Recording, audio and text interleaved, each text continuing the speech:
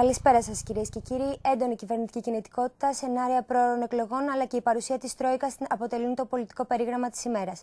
Η Μάρα Σαρή από την αίθουσα σύνταξης μας μεταφέρει όλες τις πολιτικές εξελίξεις. Μάρα. Καλησπέρα, Τζορτζίνα, να δούμε τι έχει το πολιτικό μενού για σήμερα.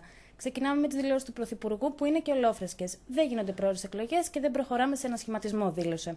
Έχουμε ένα άτυπο Υπουργικό Συμβούλιο, συνεχείς υποβαθμίσεις της ελληνικής οικονομίας από διεθνείς οίκους αξιολόγησης και φυσικά ένα πολύ κακό κλίμα. Έχουμε τον Ανδρέα Λοβέρδο να ανοίγει δρόμο στο κυβερνητικό σχήμα μαζί με τη σύμφωνη γνώμη της Άννας Διαμαντοπούλου και όλα αυτά κάτω από τη σκιά της Τρόικα. Περιέργως, η εικόνα στο χρηματιστήριο είναι θετική. Τα ασφάλιστρα κινδύνου έχουν ανέβει πάνω από 1.500 μονάδες, αλλά ακόμα και αυτή η ποικιλία στο μενού δεν μας αφήνει να το απολαύσουμε. Είναι λίγο δύσπεπτο βέβαια το μενού, Μάρα, αλλά με τα 60 δισεκατομμύρια ευρώ τι θα γίνει που τα χρειαζόμαστε άμεσα? Θα τα πάρουμε, Τζορτζίνα, τα 60 δισεκατομμύρια με αντάλλαγμα την αξιοποίηση του ΟΤΕ, της ΔΕΗ και του Ελευθέριος Βενιζέλος. Μάλιστα. Σε ευχαριστούμε πολύ, Μάρα. Κι εγώ. Περνάμε τώρα σε ένα πραγματικά τραγικό γεγονός, αφού ένας άνθρωπος έχασε τη ζωή του σήμερα το πρωί στο κέντρο της Αθήνας, όταν τον μαχαίρωσαν για να του πάρουν την κάμερα. Να συνδεθούμε τώρα με την αίθουσα σύνταξης και τον Γιάννη Μερκούρη για να μας πει τις λεπτομέρειες. Γιάννη. Καλησπέρα, Τζορτζίνα. Πραγματικά μια συγκλονιστική είδηση. Έγινε σήμερα τα ξημερώματα στις 5 ώρα μεταξύ των οδών Υπήρου και 3η Σεπτεμβρίου. Το θύμα ήταν ένας 44χρονος άντρας, ο οποίος κατέβηκε από την πολυκατοικία που διέμενε με τη σύζυγό του, η οποία ήταν και ετοιμόγενη, για να πάει να πάρει το αυτοκίνητό του από το πάρκινγκ, ώστε να τη μεταφέρει στο νοσοκομείο. Ο άτυχος άνδρας βρήκε μπροστά του 3 άνανδρους ληστές, οι οποίοι προκειμένου να καταφέρουν να του αρπάξουν την κάμερα, δεν δίστασαν να τον μαχαιρώσουν, ναι, όπως πολύ καλά άκουσαν, να τον μαχαιρώσουν 4 φορές. Ο άντρας κατάφερε να φτάσει μέχρι την πολυκατοικία, αιμόφριτος, όπου κι άφησε τελευταία του πνοή. Η γυναίκα του, επειδή δεν ερχόταν και πέρναγε η ώρα, κατέβηκε από την πολυκατοικία και αντίκρισε αυτή την τραγική σκηνή.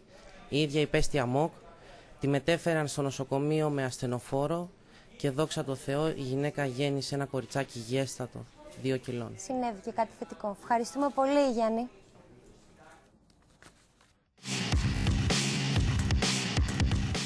Ξεκινά από σήμερα έως και τις 24 Μαΐου η πληθυσμιακή απογραφή της χώρας. Τσουχτερά πρόστιμα θα αναγκαστούν να πληρώσουν όσοι αρνηθούν να ανοίξουν την πόρτα τους, καθώς και όσοι παραβιάσουν το απόρριτο από την υπηρεσία απογραφής. Αλλάζουμε τελείως κλίμα. Απόψε το βράδυ είναι ο ημιτελικός της Eurovision και η Ιωάννα Τσιτεμίδου βρίσκεται στην αίθουσα σύνταξης για να μας μεταφέρει όλες τις πληροφορίες. Ιωάννα, καλησπέρα. Καλησπέρα, Τζορτζίνα. Απόψε το βράδυ στις 10 λοιπόν, ο Λούκας Γιόρκας από τη 19η θέση θα βάλει φωτιά σε όλο το στάδιο, όπως δήλωσε, με το Watch My Dance, τον ημιτελικό της Eurovision, όπου θα προβληθεί στην κρατική τηλεόραση ζωντανά από τον Düsseldorf της Γερμανίας. Ποιες είναι οι προβλέψεις για το βράδυ, Ιωάννα? Οι προβλέψεις λίγες ώρες πριν τον ημιτελικό από το Press Center της Eurovision μας στέλνουν στην 5η θέση, κάτι που σημαίνει πως σίγουρα περνάμε στον τελικό. Μέχρι στιγμής, αφοβορή για το απόψινό βράδυ είναι το τραγούδι του Αζερμπαϊτζάν, της Ρωσίας και της Ουγγαρίας. Δεδομένα, όπως ξέρουμε βέβαια, Τζορτζίνα, μπορούν να ανατραπούν μέχρι και τελευταία στιγμή και εμείς δεν έχουμε τίποτα άλλο από να ευχηθούμε στον δικό μας Λούκα καλή επιτυχία. Καλή επιτυχία λοιπόν στην ελληνική αποστολή.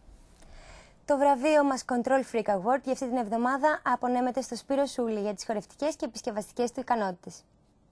And the winner is Σπύρος Σούλης. Έχει πολλά ταλέντα αυτό το παιδί. Αναστενάξανε τα πατώματα, σου λέω, όταν χόρεψε στο dancing. Και μάλλον εκείνο που μπερδεύεται το rock and roll με το μυστρί και την ντεκορασιόν. Με την ευκαιρία όμως θα σε παρακαλέσω, όποτε έχεις ένα κενό, να έρθεις να φτιάξεις και εδώ λίγο το πάτωμα, γιατί έμαθα ότι το έσπασε στην πρόβα την πρώτη. Καταλάβατε, ήρθε εδώ πέρα, έκανε την πρώτη πρόβα και εκεί που έπεσε από το πιάνο, τσακ, μας έσπασε το πάτωμα. Ναι, πριν από 3 μέρες από το πιάνο έπεσε, έσπασε το πάτωμα, αλλά πρέπει να παραδεχτείς ότι δεν θα υπήρχε καλύτερος άνθρωπος για να σου σπάσει το πάτωμα. Στο ξανά φτιάξα μέσα σε μια μέρα. Τελικά αρχίζω να πιστεύω ότι και τον Τρίφωνα Σαμαρά τον βάζουν να κάνει πιστολάκι.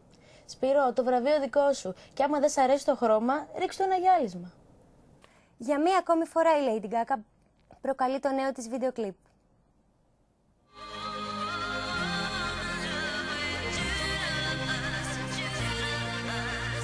Ο Ιούδας είναι ο δαίμονας στον οποίο ανήκω, τραγουδάει η Lady Gaga στη νέα της επιτυχία Ιούδας. Η γνωστή τραγουδίστρια υποδίεται τη Μαρία Μαγδαληνή που για τα μάτια του Ιούδα προδίδει την αγάπη της και τον Χριστό.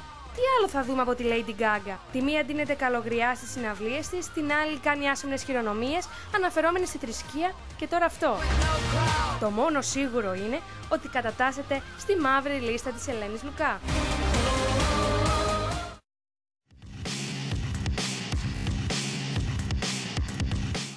Χειρόφρενο τραβούν αύριο τα τρένα του ΟΣΕ και οι σειρμοί του προαστιακού σιδηρόδρομου για 24 ώρες. Ενώ 5 με 8 το πρωί απεργούν και εργαζόμενοι του μετρό. Κάνοντας μία βόλτα στο YouTube, ανακαλύψαμε ένα νέο τρόπο για να φοράτε τα παντελόνια σας. Περισσότερα θα μας πει ο Θανάσης Πετράς από την αίθουσα σύνταξης. Θανάση. Καλησπέρα, Τζορτζίνα, κυρίες και κύριοι. Όντως, εντύπωση προκαλεί το βίντεο αυτό στο YouTube, καθώς νεαροί Γάλλοι φοιτητές που από ό,τι φαίνεται έχουν πολύ ελεύθερο χρόνο βρήκαν ένα καινούριο τρόπο έτσι ώστε να φορούν τα παντελόνια τους. Και όπως μπορούμε να δούμε και στις εικόνες, πηδούν από ένα ύψος συγκεκριμένο και μπαίνουν μέσα στο παντελόνι με βουτιά. Πέραν το ότι είναι διασκεδαστικό, είναι και πολύ χρηστικό, καθώς όπως καταλαβαίνουμε όλοι, μπορούμε πάρα πολύ εύκολα και πάρα πολύ γρήγορα να βάλουμε έτσι το παντελόνι μας. Θανάση, δεν μοιάζει αυτός ο τύπος με το ΣΥΣΕ? Πραγματικά, Τζορτζίνα, ο τύπος αυτός, ο οποίος είναι και αρχηγός της παρέας που έχει οργανώσει την όλη υπόθεση, είναι ευτυχώς ο Τζιμπρίλ. Βέβαια, εντύπωση προκαλεί το γεγονός, καθώς όταν βλέπεις αυτό το βίντεο αναρωτιέσαι αν και εφόσον αυτά τα παιδιά όταν το κάνουν αυτό πονούν. Γιατί όπως βλέπουμε το να βουτάς από τέτοιο ύψος μέσα σε ένα παντελόνι δεν είναι ότι και πιο εύκολο, έτσι. Θανάση, εσύ θα τα φορούσες έτσι τα παντελόνια? Εγώ, Τζορτζίνα μου, θα τα έβγαζα έτσι τα παντελόνια. Ευχαριστούμε πολύ, Θανάση. Ευχαριστώ κι εγώ. Κυρίες και κύριοι, έτσι κατέγραψαν την επικαιρότητα οι κάμερες του Control TV. Οι εξελίξεις όμως δεν σταματούν ποτέ. Με ένα κλικ στο layout.gr και στο controltv.net θα είστε πάντα ενημερωμένοι για ό,τι συμβαίνει στην Ελλάδα και στον υπόλοιπο κόσμο. Από όλους εμάς να έχετε ένα όμορφο απόγευμα.